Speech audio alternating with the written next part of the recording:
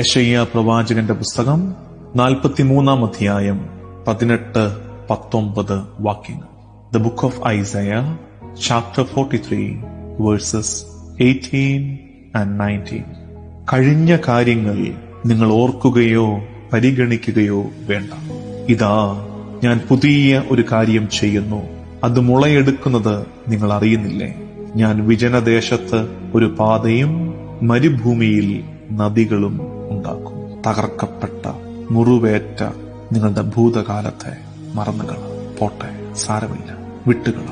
നിങ്ങൾക്കായി ഒരു പുതിയ കാര്യം ഞാൻ ചെയ്യുന്നു. പുത്തനാണ്ടിന്റെ ആദ്യ ദിനങ്ങളിലൂടെ നമ്മൾ കടന്നു പോവുകയല്ലേ.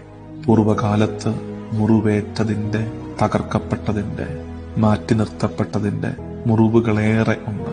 കർത്താവ് പറയുന്നു, കഴിഞ്ഞ കാര്യങ്ങൾ നിങ്ങൾ ഓർക്കുകയോ പരിഗണിക്കുകയോ വേണ്ട.